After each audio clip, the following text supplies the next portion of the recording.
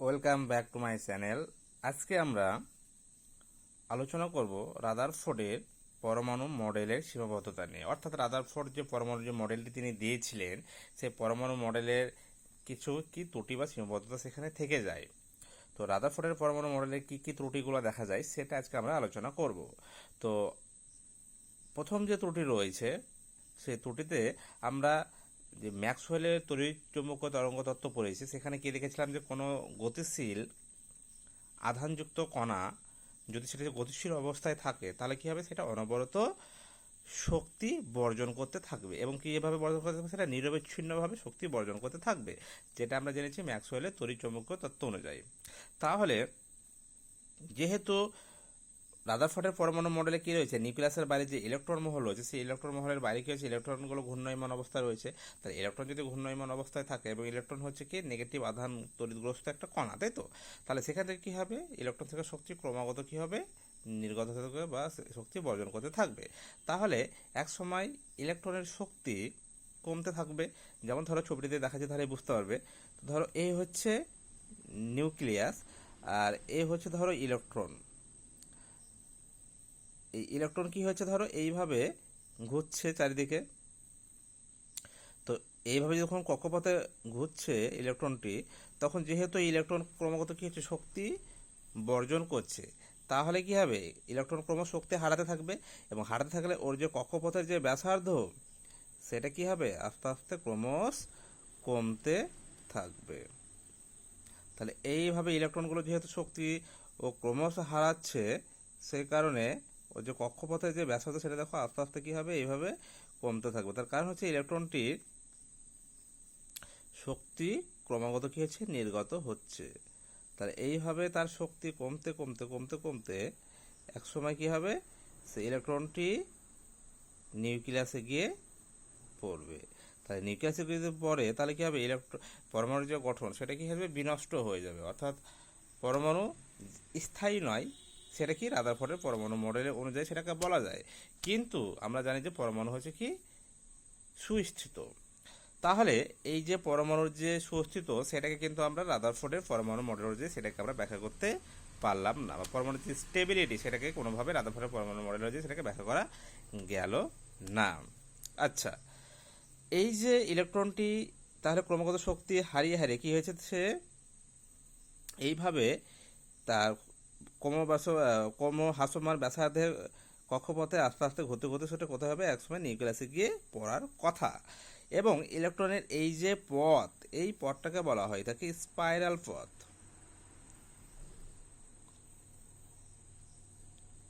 তো কি হয়েছে, এই যে গতিপথটা, এটা কি হয়েছে, পথটা হচ্ছে কি স্পাইরাল পথ। তো এইভাবে কি হবে, একসময় ইলেকট্রনটি নিউক্লিয়াসে গিয়ে আছড়ে পড়ার কথা ছিল। তার ফলে কি পরমাণুটি বিনষ্ট হয়ে যাওয়ার কথা, কিন্তু পরমাণু হচ্ছে স্টেবল। তাহলে পরমাণুর যে স্টেবিলিটি, সেটা কিন্তু স্থায়িত্ব, সেটা কিন্তু আমরা রাদারফোর্ডের পরমাণু মডেল অনুযায়ী সেটাকে ব্যাখ্যা করতে পারি না।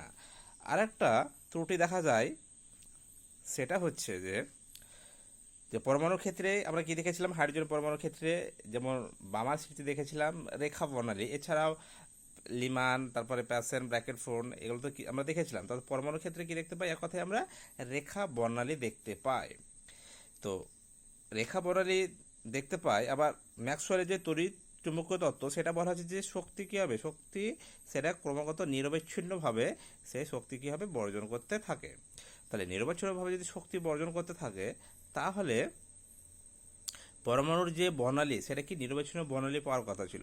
কিন্তু আমরা পরমাণুর ক্ষেত্রে কি পাই, পরমাণুর ক্ষেত্রে আমরা রেখা বর্ণালী পাই, যেটা আমরা কি বামার সিরিজও দেখেছিলাম, 4টে রেখা বর্ণালী দেখেছিলাম আমরা, তাই তো। একটা দেখেছিলাম বেগুনি, নীল, নীলাভ সবুজ এবং হচ্ছে লাল। তো এই চার ধরনের কি হয়েছিল, আমরা বর্ণালী দেখেছিলাম। এটা কি ছিল বামা সিরিজের ক্ষেত্রে। তো এই ধরনের যে রেখা বর্ণালী, সেটা কিন্তু কোনোভাবেই রাদারফোর্ডের পরমাণু মডেল অনুযায়ী সেটাকে ব্যাখ্যা করা যায় না। তো এই ছিল রাদারফোর্ডের পরমাণু মডেলের সীমাবদ্ধতা। আচ্ছা, আরও কিছু কিছু সীমাবদ্ধতা রয়েছে। যেমন ধরো যে ইলেকট্রন যে কক্ষপথে ঘুরছে, সে কক্ষপথের ক্ষেত্রে সে কক্ষপথের ব্যাসার্ধর মান কোনোভাবে রাদারফোর্ডের পরমাণু মডেল থেকে নির্ণয় করা যায় না। আবার ইলেকট্রনের যে গতিবেগ, বা ইলেকট্রনের যে এনার্জি সেটাও কিন্তু রাদারফোর্ডের পরমাণু মডেল অনুযায়ী নির্ণয় করা যায় না। তো এই ধরনের ত্রুটি কি রাদারফোর্ডের পরমাণু মডেলে দেখা যায়। আচ্ছা, তো এগুলো রাদারফোর্ডের পরমাণু মডেল এর ত্রুটি। এরপরে যেটা আমরা জানবো সেটা হচ্ছে প্লাঙ্কের কোয়ান্টাম তত্ত্ব।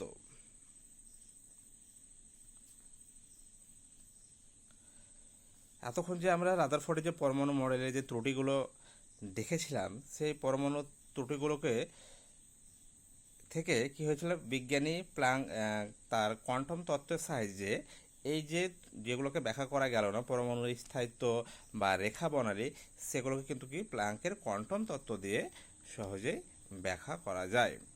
এবং এই যে প্লাঙ্কের যে কোয়ান্টাম তত্ত্ব, এটা কি একটা যুগান্তকারী একটা পরিবর্তন এনেছিল, বিশেষ করে ফিজিক্স বা পদার্থবিদ্যার ক্ষেত্রে।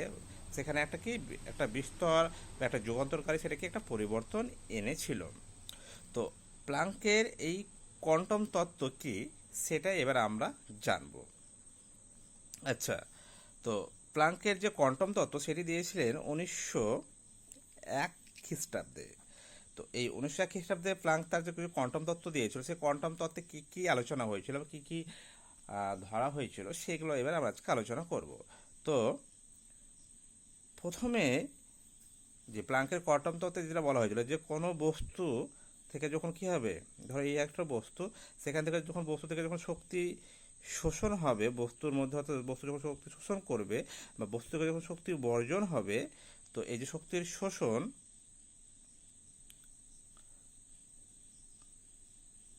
বা শক্তির বর্জন, এই শক্তির শোষণ বা বর্জন সেটা কিভাবে হবে না, সেটা বলছে সেটা নিরবিচ্ছিন্ন আকারে শোষণ বা বর্জনটা হবে না। এইটা হবে, এই যে শক্তির শোষণ বা শক্তির যে বর্জন, সেটা হবে বলছে যে একটা স্বল্প শক্তির পূর্ণ গুণিতক আকারে শক্তির শোষণ বা শক্তির বর্জন হবে। অর্থাৎ শক্তির যে শোষণ বা বর্জন সেটা এইভাবে হবে, অর্থাৎ সেটা কখনো নিরবিচ্ছিন্ন আকারে হবে না, অর্থাৎ সেটা প্যাকেট আকারে। এক কথায় কি, কোয়ান্টামকে আমরা এক কথা কি প্যাকেট বলতে পারি, অর্থাৎ সেটা কি একটা প্যাকেট আকারে কি হবে, শক্তির শোষণ হবে বা শক্তির বর্জন হবে। আচ্ছা, তো এই যে স্বল্প শক্তি, এই স্বল্প শক্তির পূর্ণ গণিতক আকারে সবসময় শক্তির শোষণ হবে বা শক্তির কি হবে, বর্জন হবে। যদি ধরো যে সেই স্বল্প শক্তিকে যদি আমরা এক্স ধরে নিই, তাহলে এক্স ধরে নিলে এই বস্তুকে যখন শক্তির বর্জনটা হবে, সেটা কি হতে পারে, এই এক্সের পূর্ণ গুণিতক হতে পারে, অর্থাৎ x, 2x, 3x, 4x, 5x, অর্থাৎ সবসময় কি হবে, এই যে স্বল্প শক্তি যেটাকে আমরা এক্স ধরলাম, এটার কি হবে, সবসময় পূর্ণ গুণিতক আকারে সেটা কি হবে, শক্তি হয় শোষণ করবে, নাহলে শক্তি কি করবে, বর্জন করবে।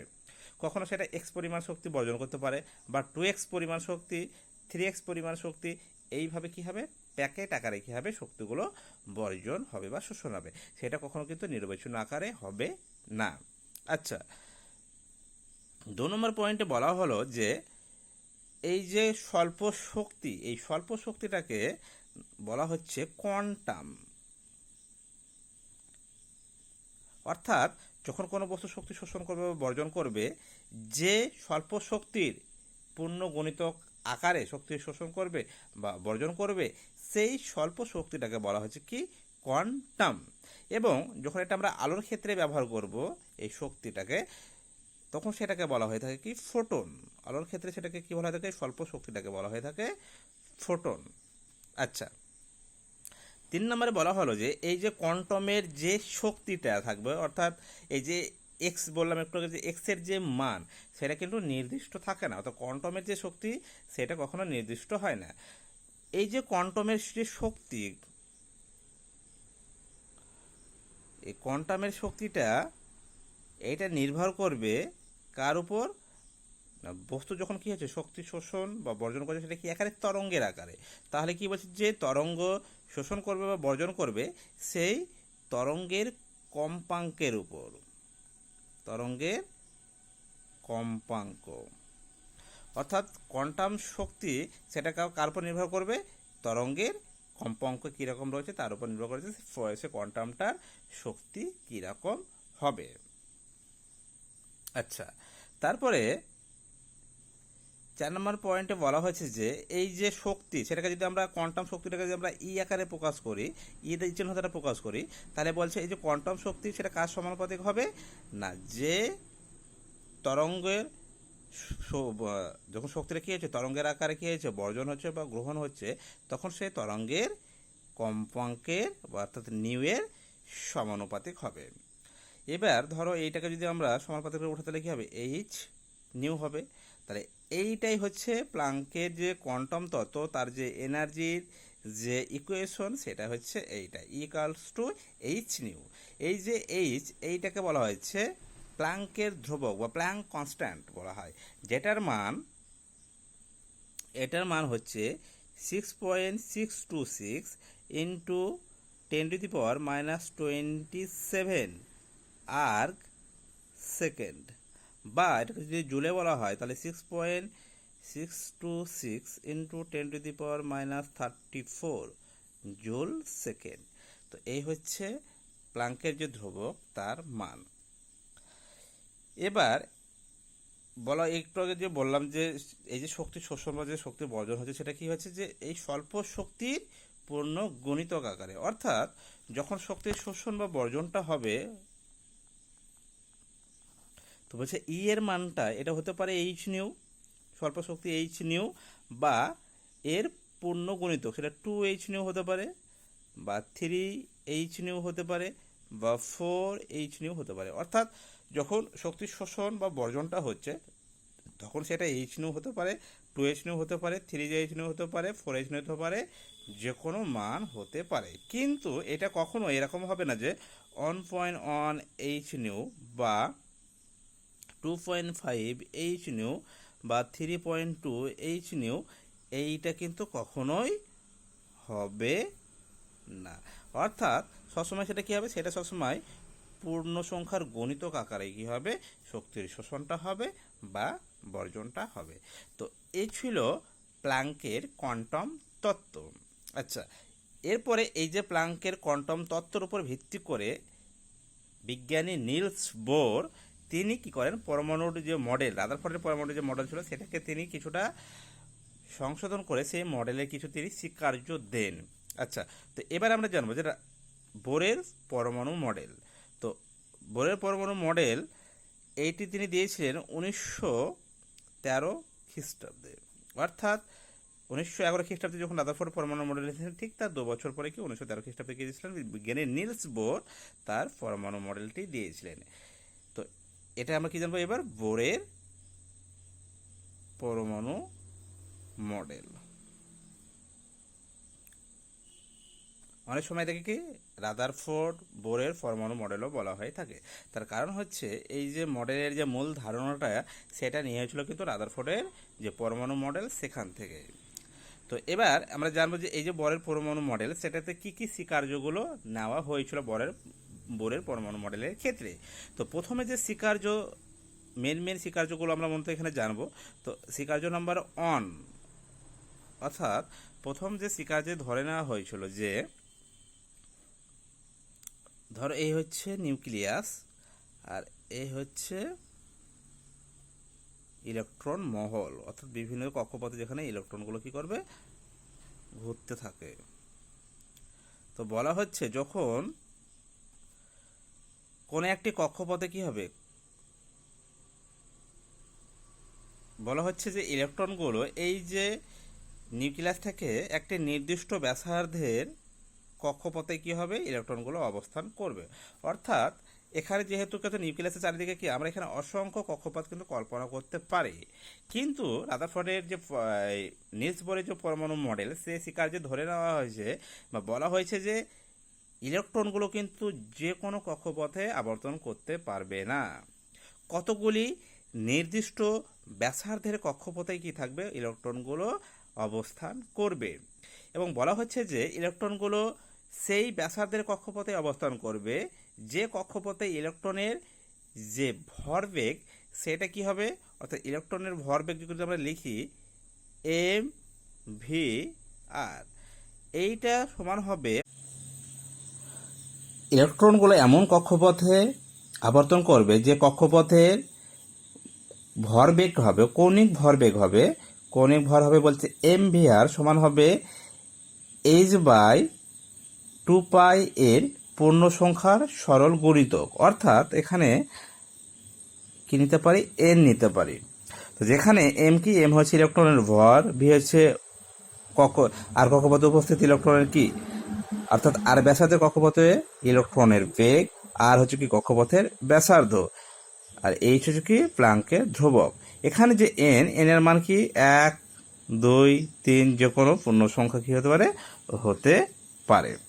তার মানে কি বলা হচ্ছে যে ইলেকট্রনগুলো কিন্তু যে কোনো কক্ষপথে আবর্তন করতে পারবে না, তারা কেবলমাত্র সেই কক্ষপথে আবর্তন করতে পারবে যে কক্ষপথে ইলেকট্রনের যে কৌণিক ভরবেগ সেটা কি হবে nh/2π এর, অর্থাৎ h/2π এর কি হবে পূর্ণ সংখ্যার গুণিতক হবে। সেই কক্ষপথগুলোতে কি করতে পারবে, ইলেকট্রনগুলো অবস্থান করতে পারবে। তো এটা ছিল সি কার্য নম্বর 1। আচ্ছা, এরপরে আমরা দেখব সি কার্য নম্বর 2। আচ্ছা, সি কার্য নম্বর 2 এ কি বলা হলো না, সি কার্য নম্বর 2 এ বলা হলো যে নিউক্লিয়াসের বাইরে যখন কি হচ্ছে ইলেকট্রনগুলো অবস্থান করে, তো ওই ইলেকট্রনে কক্ষপথে অবস্থানকালীন, ধরো এই একটা কক্ষপথে রয়েছে ইলেকট্রন অবস্থান করে, তো বলা হচ্ছে যে কোনো একটা কক্ষপথে যখন ইলেকট্রনগুলো অবস্থান করে বা আবর্তন ঘূর্ণয়মান অবস্থায় থাকে, ওই ঘূর্ণয়মান অবস্থায় ইলেকট্রনগুলো বা ওই কক্ষপথে থাকাকালীন ইলেকট্রনগুলো কখনো কি শক্তির শোষণ বা শক্তির বর্জন করে না। অর্থাৎ তার যে শক্তি ওই কক্ষপথে সেটা সবসময় কি থাকে, নির্দিষ্ট থাকে। শক্তি এখানে কি হবে না, কখনো সেটা কি শক্তিটাকে শোষণও করবে না, আবার শক্তিটাকে কি করবে না, কখনো সে বর্জনও করবে না। তাহলে শক্তি যদি শোষণ না করে বা বর্জন না করে, তাহলে কি হবে, শক্তির ইলেকট্রনের যে শক্তি সেটা কিন্তু সবসময় নির্দিষ্ট থাকবে। অর্থাৎ ইলেকট্রনগুলো যে আগে আমরা যে রাদারফোর্ডের পরমাণু মডেলে যে দেখেছিলাম যে কি হয়েছিল, এক সময় ইলেকট্রন নিউক্লিয়াসে আশ্রয় পড়ছিল, তাহলে সেই ঘটনা কিন্তু ঘটবে না। তার কারণ হচ্ছে কি, ইলেকট্রন যেহেতু শক্তির শোষণও করছে না, শক্তির আবার বর্জনও করছে না। তো কক্ষপথে থাকাকালীন আমরা দেখলাম যে ইলেকট্রনগুলো কি কেবলমাত্র নির্দিষ্ট ব্যাসার্ধে কি হবে, কক্ষপথে ইলেকট্রনগুলো কি থাকে, অবস্থান করে। তো এরকম কি নির্দিষ্ট ব্যাসার্ধের কক্ষপথগুলোতে কি থাকবে, ইলেকট্রনগুলো কি করবে, অবস্থান করবে। এবং এই কক্ষপথে থাকাকালীন যে কক্ষপথগুলো পায়, সেই কক্ষপথগুলোকে বিভিন্ন কিন্তু নাম দেওয়া হয়। এবং এই ক্ষেত্রে যে প্রথম যে কক্ষপথটা পাওয়া যায় সেটাকে কে দ্বারা প্রকাশ করা হয়, তার পরবর্তী যে কক্ষপথ রয়েছে সেটাকে এল দ্বারা প্রকাশ করা হয়। এইভাবে আস্তে আস্তে কি হয়েছে, কে, এল, এম, এন ও এইভাবে কি করা হয়, এদের নাম দেওয়া হয়। তো মনে রাখবে যে নিউক্লিয়াসের কাছে সবচেয়ে কাছের যে কক্ষপথটি রয়েছে, সে কক্ষপথের ক্ষেত্রে যে এন এর মান, সে এন এর মানটা হচ্ছে এখানে 1, এল এর ক্ষেত্রে এন এর মানটা হচ্ছে 2, এম এর ক্ষেত্রে এন এর যে মান সেটা হচ্ছে 3, এখানে 4, এটা হচ্ছে কি 5। তো এইভাবে কি হবে, কক্ষপথগুলো বিভিন্ন নাম দেওয়া হয়েছে। তো এই যে কক্ষপথ, এগুলোকে বলা হয়ে থাকে কি, মুখ্য কোয়ান্টাম সংখ্যা। অর্থাৎ এই যে এন এর মান 1, এন এর মান 2, এন এর মান 3, এগুলোকে কি বলা হচ্ছে, এগুলোকে বলা হচ্ছে মুখ্য কোয়ান্টাম সংখ্যা, বা এটাকে বলা হয়ে থাকে স্টেশনারি অরবিট, বা অনেক সময় এটাকে কি বলা হয়ে থাকে, মুখ্য শক্তি স্তর বলা হয়ে থাকে।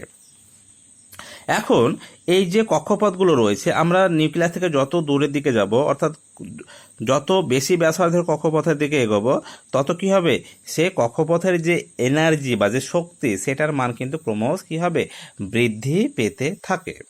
অর্থাৎ এদের যদি আমরা শক্তির যে মান বা শক্তি কোন কক্ষপথে শক্তি কীরকম রয়েছে সেটাকে যদি আমরা দেখি, তাহলে নিউক্লিয়াসের যে সবচেয়ে যে কাছের কক্ষপথটি রয়েছে তার যে শক্তি সেটা হচ্ছে সবচেয়ে কম। এরপরে কে থেকে আমরা যখন এল কক্ষপথে যাব, তখন তার শক্তির মান কী হবে, ওই কক্ষপথে শক্তির মানটা কী হবে, বৃদ্ধি পাবে। একইভাবে এল থেকে এম, এম থেকে এন, এন থেকে ও, এইভাবে যত কী হবে, যত আমরা নিউক্লিয়াস থেকে দূরে যাব, তত কি হবে, যে কক্ষপথের যে শক্তির মান সেটা কি হবে, ক্রমশ বৃদ্ধি পেতে থাকে। তাহলে যদি আমরা শক্তির এদের এনার্জি শক্তিকে যদি তুলনা করে দেখি, তাহলে শক্তির যে মান বা মাত্রা সেটা কি হবে, কে কক্ষপথের ক্ষেত্রে কি সবচেয়ে কম, অর্থাৎ যেখানে এন সমান হচ্ছে কত, 1। এরপরে যখন আমরা এম কক্ষপথে যাবে তাহলে এর থেকে এর শক্তি কী হবে, এম এল কক্ষপথে কী হবে, বেশি হবে, যেখানে এন সমান কত হচ্ছে 2। এইভাবে এল এর পরে কি আছে, এল এর পরে আসছে এম, যেখানে এন সমান কত আসছে 3। তো এইভাবে যত কি হবে নিউক্লিয়াস থেকে আমরা দূরে যেতে থাকবো তত কি হবে, যে কক্ষপথের যে শক্তির যে মান সেটা কি হবে ক্রমশ বৃদ্ধি পেতে থাকে। তো এই ছিল বোরের পরমাণু মডেলের কি দ্বিতীয় স্বীকার্য। এরপরে যেটা আমরা যাব সেটা হচ্ছে তৃতীয় নম্বর স্বীকার্যে।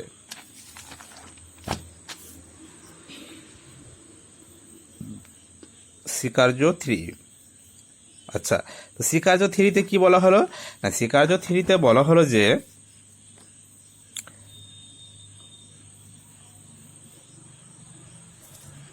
যেহেতু কি হয়েছে আমরা বিভিন্ন কক্ষপথের কি শক্তি যে ক্রমবর্ধমান ব্যাসার্ধের সঙ্গে সঙ্গে অর্থাৎ ব্যাসার্ধ যত বৃদ্ধি পাচ্ছে কি সে কক্ষপথের শক্তির মানটা কি হয়েছে তত বৃদ্ধি পাচ্ছে।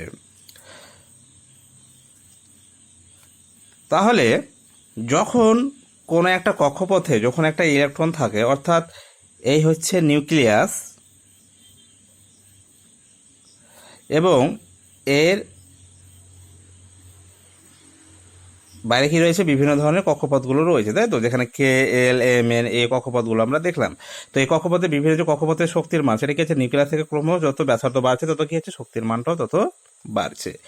এবার কোনো কারণে যদি ধরো ইলেকট্রন ধরো এই কক্ষপথে ছিল, একটি ইলেকট্রন এই কক্ষপথে ছিল, তো ইলেকট্রনটি যখন কোনো কারণে যদি শক্তি শোষণ করে তাহলে কি হবে, ইলেকট্রনটি তার এই কক্ষপথ থেকে কি জাম্প করে সে বিভিন্ন কক্ষপথে কি যেতে পারে। তাহলে যখন ইলেকট্রন যখন কি হবে শক্তি শোষণ করবে, সে শক্তি শোষণ করে কখনো এই কক্ষপথে, কখনো আবার এই কক্ষপথে, কখনো এই কক্ষপথে, কখনো এই কক্ষপথে যেতে পারে। অর্থাৎ সবসময় কি হবে, ইলেকট্রনটি সবসময় নিম্ন শক্তি স্তর থেকে কি হবে, যদি শক্তি শোষণ করে সে উচ্চ শক্তি স্তরে কি হবে যাবে বা জাম্প করবে। তো ধরি ইলেকট্রনটি কি ছিল, এই যে প্রথম যে শক্তির স্তর, অর্থাৎ যখন ইলেকট্রনটি প্রথম শক্তি স্তরে ছিল সেটাকে আমাদের ধরে নিতে পারি এটাকে ভূমি স্তর। এরপরে ধরো যখন ইলেকট্রনটি কী হবে এখান থেকে শক্তি শোষণ করবে তখন কি হবে এ উচ্চ শক্তি স্তরে কী করবে, জাম্প করবে। তাহলে সে বিভিন্ন শক্তি স্তরে আসতে পারে, কখনো এই কক্ষপথে আসতে পারে, কখনো আবার এই কক্ষপথে আসতে পারে। আবার যখন কি হবে ওই উচ্চ কক্ষপথ থেকে যখন কি হবে ইলেকট্রনগুলো শক্তি বর্জন করবে তখন সে কি হবে আবার নিম্ন শক্তি স্তরে কি হবে ফিরে আসবে। তাহলে এই ইলেকট্রনটি যখন ধরো এই কক্ষপথে ছিল সে যখন কি হবে শক্তি বর্জন করবে, সে শক্তি বর্জন করে এই কক্ষপথে আসতে পারে, এই কক্ষপথে আসতে পারে, এই কক্ষপথে আসতে পারে, এই কক্ষপথে আসতে পারে। অর্থাৎ কি হবে সে এক কথায় উচ্চ শক্তি স্তর থেকে কি হবে নিম্ন শক্তি স্তরে কি হবে ফিরে আসবে। তো যখন এই ইলেকট্রন শক্তি শোষণ করবে বা ইলেকট্রন যখন কি হবে শক্তি বর্জন করে নিম্ন শক্তি স্তরে ফিরে আসবে তখন সে কি করবে শক্তি বিকিরণ করবে। অর্থাৎ শক্তি বিকিরণ মানে কখন শক্তি বিকিরণ করবে, যখন শক্তি ইলেকট্রনটি কি হবে উচ্চ শক্তি স্তর থেকে কি আসবে নিম্ন শক্তি স্তরে আসবে তখন সে শক্তি বিকিরণ করবে। আবার যখন ইলেকট্রনটি কি হবে নিম্ন শক্তি স্তর থেকে উচ্চ শক্তি স্তরে যাবে তখন সে কি করবে শক্তি শোষণ করবে। এবার প্রত্যেকটা যে কক্ষপথ রয়েছে প্রত্যেকটা কক্ষপথের যে শক্তির মান সেটা কিন্তু কি নির্দিষ্ট। তাহলে ধরো যে কোনো একটা ধরো যে এটা হচ্ছে ধরো n সমান 1, এটা n সমান 2, n সমান 3, n সমান 4। তো ধরে নিলাম যে একটি ইলেকট্রন রয়েছে কি n সমান 4, অর্থাৎ যে মুখ্য কোয়ান্টাম সংখ্যা 4 সে কক্ষপথে কি রয়েছে ধরো একটি ইলেকট্রন রয়েছে। এবার এই ইলেকট্রনটি কি হবে জাম্প করে সে কোথায় আসবে, সে ধরো আসবে 1 নম্বর শক্তি স্তরে। কত নম্বর শক্তি স্তরে আসবে, অর্থাৎ যেখানে n এর মান 1, অর্থাৎ প্রথম যে শক্তি স্তরটি রয়েছে সেই শক্তি স্তরে কি আসবে ইলেকট্রনটি ফিরে আসবে। তাহলে ইলেকট্রনটি যেহেতু এখন উচ্চ শক্তি স্তর থেকে নিম্ন শক্তি স্তরে ফিরে আসছে তাহলে কি ও শক্তি কি করবে বিকিরণ করবে, কি আকারে বিকিরণ করবে তরঙ্গের আকারে বিকিরণ করবে। এখন ধরে নিলাম এই যে কক্ষপথটি রয়েছে এই কক্ষপথের যে শক্তি সেটাকে ধরে নিলাম হচ্ছে E2, আর যে এই যে প্রথম যে কক্ষপথ সেই কক্ষপথের যে শক্তি সেটাকে ধরে নিলাম হচ্ছে E1। তাহলে এই যে E1 আর E2 এই দুটোর মধ্যে নিশ্চয় তাহলে E2 কি হবে E2 গ্রেটার দ্যান কি হবে E1, অর্থাৎ E1 এর চেয়ে কি হবে E2টা মানটা কি হবে বেশি হবে। তার কারণ হচ্ছে যে এটা হচ্ছে কি উচ্চ শক্তি স্তর, কার সাপেক্ষে? এই শক্তি স্তরের সাপেক্ষে। তার ফলে ইলেকট্রন যখন কি হবে শক্তি শোষণ করে, যে হয়তো এই কক্ষপথে আসতে পারে, আবার ইলেকট্রন শক্তি বর্জন করে কি এখান থেকে আবার এখানেও আসতে পারে। এবং তখন কি হবে, তাহলে এই যে এই দুটো স্তরের মধ্যে যে শক্তির যে পার্থক্য, সেটাকে আমরা কিভাবে নির্ণয় করব, তার কি আছে, একটা গাণিতিক সমীকরণ আছে। তো গাণিতিক সমীকরণটি কি?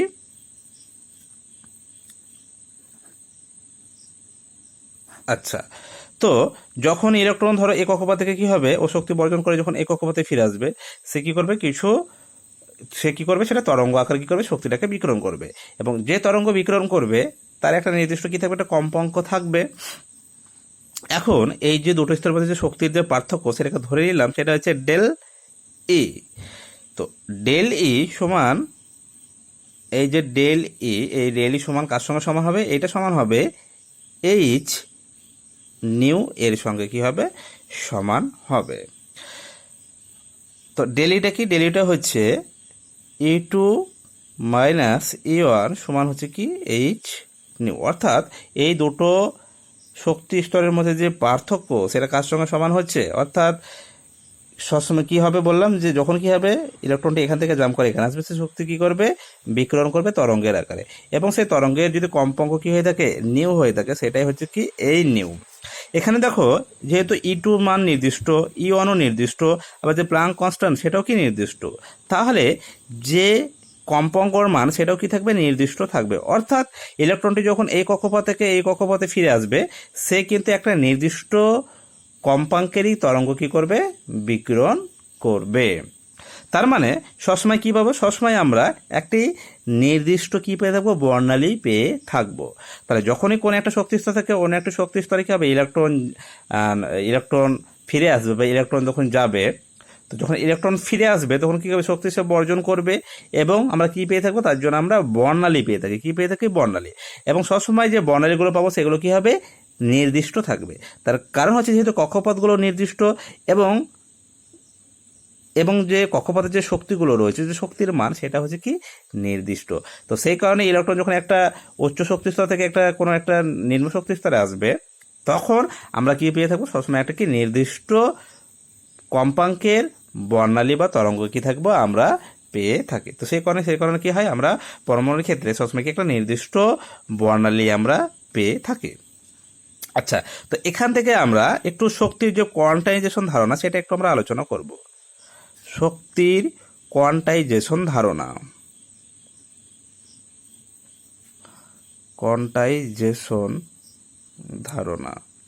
আচ্ছা, তো শক্তির যে কোয়ান্টাইজেশন ধারণা সেটা কি, এবার আমরা একটু আলোচনা করব। দেখো, কোয়ান্টাইজেশন ধারণা হচ্ছে যে যখনই কি হবে শক্তির শোষণ হবে বা শক্তি যখন বর্জন হবে, সেটা কি আকারে হবে, সেটা কোয়ান্টাইজ, অর্থাৎ সেটা কি হবে, সবসময় প্যাকেট আকারে সেটা হবে। তো এটাকে খুব সহজে আমরা ব্যাখ্যা করতে পারি। দেখো, এই হচ্ছে ধরো নিউক্লিয়াস, এর এই হচ্ছে কি বাইরের ইলেকট্রন মহল।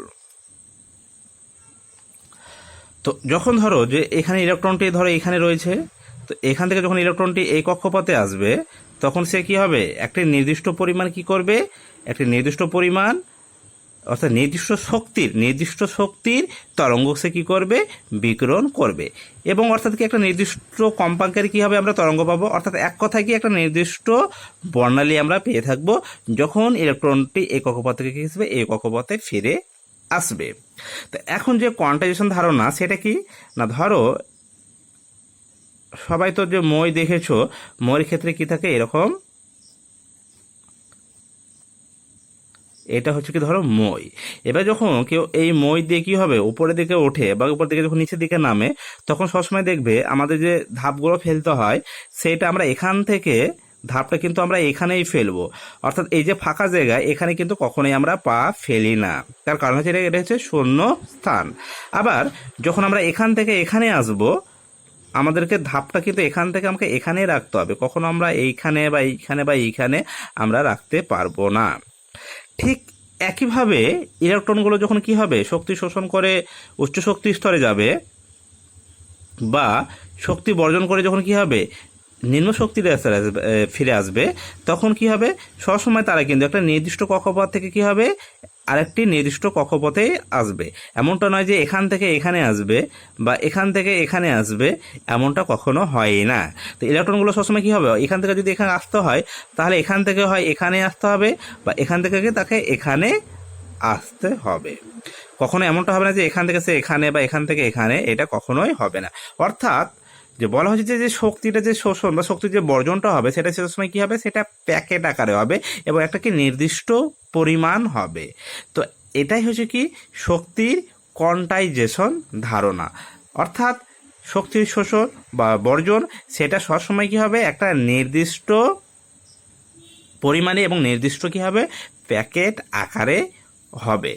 কখনোই সেটা, তার মানে কি যে শক্তির যে কোয়ান্টাইজেশন ধারণা, সেখানে তাহলে বলা হলো যে শক্তির শোষণ হোক বা শক্তির সে বর্জন হোক, সেটা সবসময় কী হবে, একটা নির্দিষ্ট আকারে হবে। অর্থাৎ একটা যে স্বল্প যে শক্তি, সেই স্বল্প শক্তি কী হবে, সবসময় একটা পূর্ণ সংখ্যার গুণিতক আকারেই হবে, যেটা আমরা এই মই ধারণা থেকে সেটাকে আমরা উপলব্ধি করতে পারি, তাই না? তার কারণ আমরা মইয়ের এই ধাপ শিখে এখান থেকে কী হবে, এখান থেকে এইখানে বা এখান থেকে এইখানে, অর্থাৎ সবসময় এখান থেকে এইখানে, কখনো এমনটা নয় যে এখান থেকে আমরা এইখানে বা এইখানে বা এইখানে, এটা কখনোই হয় না। তারপরে যে শক্তির শোষণ হোক বা শক্তির বর্জন হোক, সেটা সবসময় কী হবে, একটা নির্দিষ্ট প্যাকেট আকারে হবে। তো এটাই হচ্ছে কি শক্তির কোয়ান্টাইজেশন ধারণা। আচ্ছা, তো এ ছিল বলের স্বীকার্য এবং শক্তি হচ্ছে কোয়ান্টাইজেশন ধারণা। এবার আমরা এখান থেকে কি করব, যে হাইড্রোজেনের যে রেখা বর্ণালী সেটাকে এবার আমরা ব্যাখ্যা করব।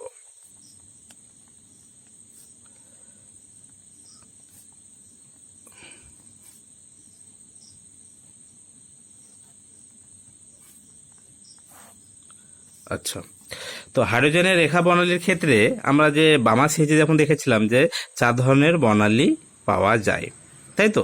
এছাড়াও যে পরবর্তীকালে আরও 5 জন বিজ্ঞানী ছিল, যেমন লিমান, প্যাসেন, ব্যাকেট, ফুন, হ্যামফ্রিস, আমরা এগুলো দেখেছিলাম, তাই তো? সেখানেও কি রেখেছিলাম যে হাইড্রোজেনে কি হয়েছে, আরও বর্ণালী পাওয়া গেছে। তো এই যে রেখা বর্ণালীটা কি করে হয় বা কি করে এটা তৈরি হয়, সেটাই এবার আমরা এখানে জানব। তো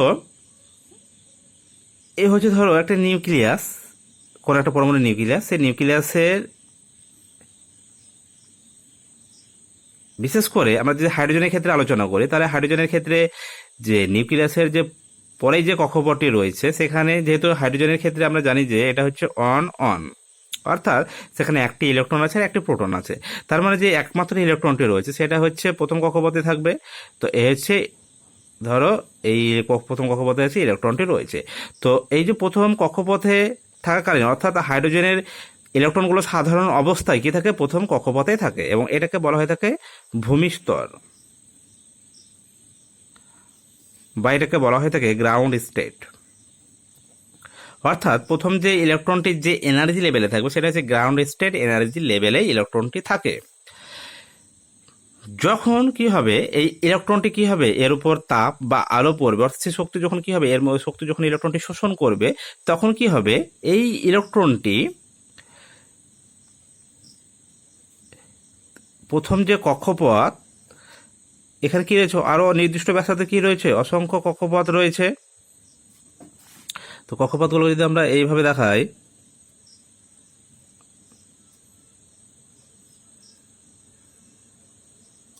তাহলে কি রয়েছে, এরকম নির্দিষ্ট ব্যাসার্ধে কি হয়েছে, কতগুলো কক্ষপথ রয়েছে। যখন ইলেকট্রনটি কি হবে, এইখান থেকে কি হবে, শক্তি শোষণ করবে, শক্তি শোষণ করে কি হবে, ইলেকট্রনটি উচ্চ শক্তি স্তরে যাবে। তো উচ্চ শক্তি স্তরে কি ইলেকট্রনটি বিভিন্ন কক্ষপথ রয়েছে, কখনো এখানে যেতে পারে, কখনো ইলেকট্রনটি এখানে যেতে পারে, কখনো ইলেকট্রনটি এখানে যেতে পারে, কখনো ইলেকট্রনটি এখানে যেতে পারে, কখনো ইলেকট্রনটি এখানে যেতে পারে, অর্থাৎ যে কোনো শক্তি স্তরে ইলেকট্রনটি যেতে পারে।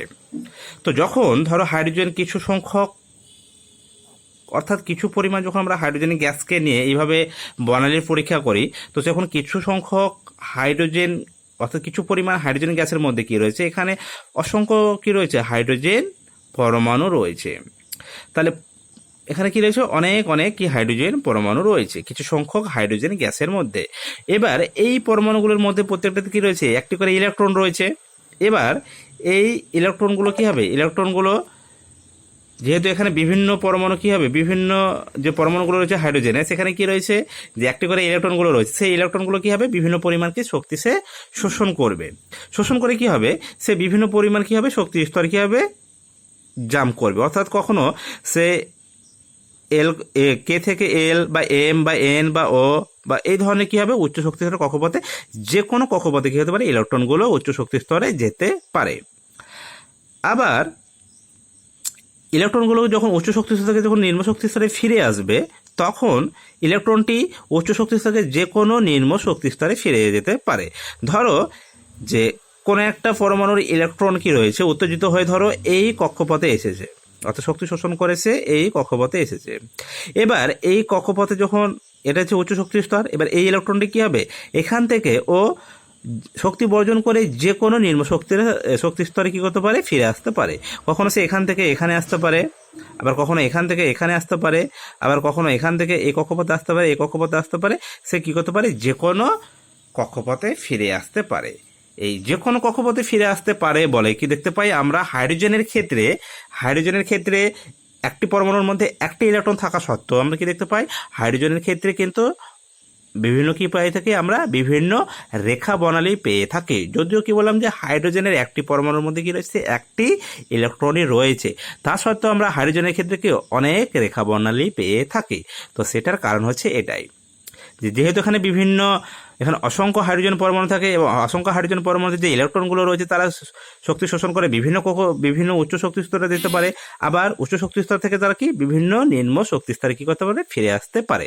যখন শক্তি বর্জন করে যখন নিম্ন শক্তি স্তরে ফিরে আসবে তারা কি করবে তরঙ্গ আকারে শক্তি বর্জন করবে, সেটাকে আমরা কি পেয়ে থাকি বর্ণালী আকারে পেয়ে থাকি। আচ্ছা, তো এবার এই যে রেখা বর্ণালীগুলো হয় হাইড্রোজেনের ক্ষেত্রে বিভিন্ন আমরা দেখেছিলাম লিমার বামার পার্সেন ব্র্যাকেট ফোন, তো এগুলো এবার আমরা দেখবো সেটা কি করে হয়। তো ধরো এই হচ্ছে নিউক্লিয়াস, এই হচ্ছে কি প্রথম কক্ষপথ যেখানে এন সমান হচ্ছে 1, এই হচ্ছে দ্বিতীয় কক্ষপথ এন সমান 2, এই হচ্ছে তৃতীয় কক্ষপথ এন সমান 3, এই হচ্ছে চতুর্থ কক্ষপথ এন সমান 4, এই হচ্ছে পঞ্চম কক্ষপথ এন সমান 5, এন সমান 6, এন সমান 7। আচ্ছা, যখন ইলেকট্রন কি হবে উচ্চ শক্তি স্তর থেকে সবসময় কি কক্ষপথে ফিরে আসবে এই 1 নম্বর শক্তি স্তরে ফিরে আসবে। উচ্চ শক্তি স্তর সেটা কি হতে পারে, সেটা এখান থেকে হতে পারে বা সেটা এখান থেকে হতে পারে, বা ইলেকট্রনটি কোনো একটা স্তরে একটি ইলেকট্রন রয়েছে, ইলেকট্রনটি কি এখান থেকে প্রথম কক্ষপথে ফিরে আসতে পারে, বা এখান থেকে প্রথম কক্ষপথে ফিরে আসতে পারে, বা এখান থেকেও কি করতে পারে প্রথম কক্ষপথে ফিরে আসতে পারে। তো সবসময় যখন ইলেকট্রনগুলো উচ্চ শক্তি স্তর থেকে কি হবে প্রথম কক্ষপথে ফিরে আসবে, তখন আমরা যে সারিটা যে বর্ণালীগুলো পেয়ে থাকি সেটা হচ্ছে লিম্যান সারি। কি পেয়ে থাকি লিম্যান সারি।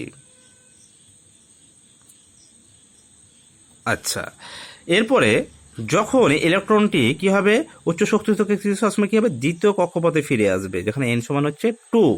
অর্থাৎ যখন ইলেকট্রনটি এখান থেকে এখানে আসবে ফিরে, বা ইলেকট্রনটি যখন এখান থেকে এইখানে ফিরে আসবে, বা ইলেকট্রনটি যখন এইখান থেকে এইখানে ফিরে আসবে, বা এখান থেকে যখন এইখানে ফিরে আসবে, অর্থাৎ যত উচ্চ শক্তি স্তর রয়েছে সেখান থেকে যদি 2 নম্বর কক্ষপথে ফিরে আসে, তার জন্য যে আমরা সারিটা পেয়ে থাকি যে বর্ণালীটা পেয়ে থাকি সেটা হচ্ছে বামার সারি। কি পেয়ে থাকি আমরা বামার সারি। আচ্ছা, একইভাবে যখন 3 নম্বর কক্ষপথে ফিরে আসবে উচ্চ শক্তি অর্থাৎ এখান থেকে ফিরে আসবে, বা এখান থেকে ফিরে আসবে, বা এখান থেকে ফিরে আসবে, বা এখান থেকে ফিরে আসবে, তখন আমরা সেটা ক্ষেত্রে কি পেয়ে থাকবো প্যাসেন্ট সিরি। তো এইভাবে কি আমরা বর্ণালীগুলো পেয়ে থাকি হাইড্রোজেনের ক্ষেত্রে। তো এই যে হাইড্রোজেনের এই যে বর্ণালী বা এই যে বর্ণালীগুলো পাওয়া যায় রেখা বর্ণালীগুলো, সেগুলো কিন্তু কি আমরা এইভাবে যে বোরের যে পরমাণু মডেল সেখান থেকে কিন্তু আমরা এটাকে কি করতে পারি এইটাকে আমরা ব্যাখ্যা করতে পারি। আচ্ছা, তো এ হচ্ছে হাইড্রোজেনের রেখা বর্ণালী যে কিভাবে তৈরি হয় তার ব্যাখ্যা। এবার আমরা দেখব যে এই যে বোরের যে পরমাণু মডেল বা বোরের যে মডেলটি দিয়েছিলেন তার কি সাফল্যগুলো কি কি ছিল, অর্থাৎ তিনি কি কি এখান থেকে সাফল্য লাভ করেছিলেন। কি কি সাফল্য লাভ করেছিলেন না, 1 নম্বর সাফল্য লাভ করেছিলেন যে বোরের যে পরমাণু মডেল, সে পরমাণু মডেল অনুযায়ী যে পরমাণুর যে স্থায়িত্ব সেটাকে কিন্তু তিনি ব্যাখ্যা করেছিলেন। তার কারণ কি না, বোরের পরমাণু মডেলে সে কার্যে ধরা নেওয়া হয়েছিল যে ইলেকট্রনগুলো যখন একটা নির্দিষ্ট কক্ষপথে শক্তি স্তরে থাকে, তখন সে ইলেকট্রনের যে শক্তি সেটা কি করতে, সেটা কি সবসময় নির্দিষ্ট থাকে এবং সে শক্তি কখনো শোষণও করে না, শক্তি বর্জনও করে না কোনো একটা নির্দিষ্ট কক্ষপথে থাকা কালীন। যেহেতু সে শক্তি শোষণও হচ্ছে না, ইলেকট্রনের শক্তি বর্জনও হচ্ছে না, সেই কারণে ইলেকট্রনটা কী হবে, সবসময় কি ওই কক্ষপথে অবস্থান করবে, সে কখনোই কক্ষপথ থেকে এসে পরমাণুতে এসে আছড়ে পড়বে না। অর্থাৎ পরমাণুর যে স্থায়িত্ব সেটাকে কিন্তু বোরের পরমাণু অনুযায়ী ব্যাখ্যা করা যায়। আচ্ছা, তো এটা হচ্ছে একটা সাফল্য। আচ্ছা, আর একটা সাফল্য কি না, হাইড্রোজেনের ক্ষেত্রে যে রেখা বর্ণালীটি তৈরি হয়, সে রেখা বর্ণালী কিন্তু আমরা বোরের যে পরমাণু মডেল, সে বোরের পরমাণু মডেল অনুযায়ী সেটাকে কি করতে পারি, আমরা ব্যাখ্যা করতে পারি, যেটা আমরা একটু আগে দেখলাম যে হাইড্রোজেনের ক্ষেত্রে কি করে রেখা বর্ণালীগুলো তৈরি হয়, সেটাকে কিন্তু আমরা বোরের যে পরমাণু মডেল সেটা অনুযায়ী খুব সহজে এবং আমরা ব্যাখ্যা করতে পারি। আচ্ছা, এরপরে বোরের যে পরমাণু মডেলের আর কি কি সাফল্য রয়েছে সেগুলো একটু দেখে নিই। তো বোরের পরমাণু মডেলে আরও অনেক সাফল্য রয়েছে, যেমন ধরো যে কক্ষপথের ব্যাসার্ধে বা যে ব্যাসার্ধের কক্ষপথে ইলেকট্রনটি রয়েছে, সেই কক্ষপথের যে ব্যাসার্ধ সেটাকে কিন্তু নির্ণয় করা যায়। আবার ইলেকট্রন যে বেগ নিয়ে কক্ষপথে পরিভ্রমণ করছে, সেই বেগ কিন্তু নির্ণয় করা যায়। একইভাবে যে ইলেকট্রনের যে শক্তি, অর্থাৎ কোনো একটা নির্দিষ্ট কক্ষপথে থাকাকালীন ইলেকট্রনের যে শক্তি, সেই শক্তির মানও কিন্তু কি করতে পারা যায়, বোরের পরমাণু অনুযায়ী নির্ণয় করা যায়। তো এই ধরনের সাফল্য কি রয়েছে বোরের পরমাণু মডেলের মধ্যে। আচ্ছা, এ তো গেল সাফল্য। এবার দেখব বোরের যে পরমাণু মডেল তার ত্রুটি। আচ্ছা, বোরের পরমাণু যেমন সাফল্য রয়েছে, আবার বোরের যে পরমাণু মডেল সেখানে কি কিছু ত্রুটিও দেখা যায়। তো কি কি ত্রুটিগুলো দেখা যায় সেগুলো এবার আমরা আলোচনা করব। তো 1 নম্বর ত্রুটি হচ্ছে, বলা হচ্ছে যে বোরের যে পরমাণু মডেল সেটা কিন্তু এক ইলেকট্রন সিস্টেমের ক্ষেত্রে প্রযোজ্য। এক ইলেকট্রন সিস্টেম এর ক্ষেত্রে প্রযোজ্য, অর্থাৎ ওয়ান ইলেকট্রন সিস্টেম হচ্ছে সেই ধরনের সিস্টেম যেখানে ইলেকট্রন সংখ্যা সবসময় কি থাকবে, একই থাকবে। হতে পারে সেটা কোনো পরমাণু বা হতে পারে সেটা কি আয়ন, অর্থাৎ কোনো পরমাণু বা আয়নে যদি ইলেকট্রন সংখ্যা যদি 1 হয়, তবেই সেখানে কি হবে, বোরের যে পরমাণু মডেল সেটা কি হবে, খাটবে। যদি সেখানে ইলেকট্রন সংখ্যা 1-এর বেশি হয়ে যায়, 2, 3, সেখানে কিন্তু বোরের পরমাণু মডেল সেখানে প্রযোজ্য হবে না। যেমন ধরো হাইড্রোজেনের ক্ষেত্রে যেহেতু ইলেকট্রন সংখ্যা 1টি রয়েছে, সেই কারণে হাইড্রোজেনের ক্ষেত্রে কি বোরের যে পরমাণু মডেল সেটা কি প্রযোজ্য হয়। এছাড়াও আর এক ইলেকট্রন সিস্টেম কি কি রয়েছে, যেমন ধরো হিলিয়ামের এই যে আয়নটি রয়েছে +1 আধানযুক্ত আয়ন, সেখানে হিলিয়ামে যেহেতু আমরা জানি যে 2টো ইলেকট্রন থাকে, তাই হিলিয়াম যদি একটি ইলেকট্রন বর্জন করে দেয়, তাহলে ইলেকট্রনের আর একটি ইলেকট্রন পড়ে থাকে, তাহলে এই যে He আয়ন, হিলিয়াম আয়ন, সেটাও কিন্তু কি এক ইলেকট্রন সিস্টেম এবং সেখানেও কি বোরের পরমাণু মডেল সেটা কি প্রযোজ্য। একইভাবে লিথিয়ামের ক্ষেত্রে, লিথিয়ামে যদি 3টি ইলেকট্রন থাকে, আমরা যদি 2টো ইলেকট্রন বর্জন করে বাইরে বের করে দিই, তাহলে যে আয়নটা পাবো লিথিয়ামের 2 একক ধনাত্মক আয়ন, সেখানেও কিন্তু একটি ইলেকট্রন রয়েছে। অর্থাৎ এই আয়নের ক্ষেত্রেও কি, এই আয়নের ক্ষেত্রেও বোরের পরমাণু মডেলটি কি হবে, প্রযোজ্য হবে। কিন্তু ইলেকট্রন সংখ্যা যদি ধরো 2 হয়ে যায়, বা ইলেকট্রন যদি নাও থাকে, যেমন ধরো H+, এই H+ আয়নের ক্ষেত্রে কি বোরের যে পরমাণু সেটা কি প্রযোজ্য হবে, সেটা কখনোই হবে না, তার কারণ এখানে কোনো ইলেকট্রনই নেই। আচ্ছা, একইভাবে যে হিলিয়াম, শুধু যদি আমরা হিলিয়ামের ক্ষেত্রে বলি, তো হিলিয়ামের ক্ষেত্রে যদি 2টো ইলেকট্রন রয়েছে, তাহলে এখানে পরমাণু প্রযোজ্য হবে না।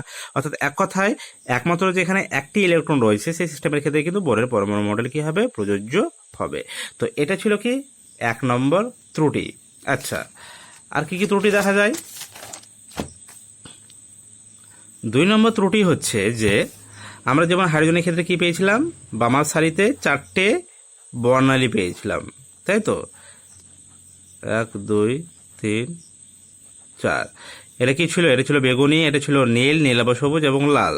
তো এই যে বর্ণালীগুলো রয়েছে, তো পরবর্তীকালে কি দেখা গেল, এই বর্ণালীগুলোকে যখন কোনো একটা উচ্চ বর্ণালীবীক্ষণ যন্ত্রে দেখা গেল, বা কোনো একটা হাই রেজলিউশন স্পেকট্রোস্কোপিক যন্ত্রে যখন কি করা হলো, এই বর্ণালীগুলোকে দেখা গেল, তখন দেখা গেল যে এই বর্ণালীগুলো আরও সূক্ষ্ম বর্ণালীতে কি হয়েছে,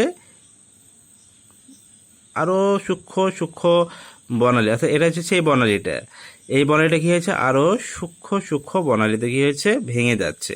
একইভাবে এই বর্ণালীটাও তাই, একেবারে সূক্ষ্ম সূক্ষ্ম লাইনে কি হবে আরও ভেঙে যাবে।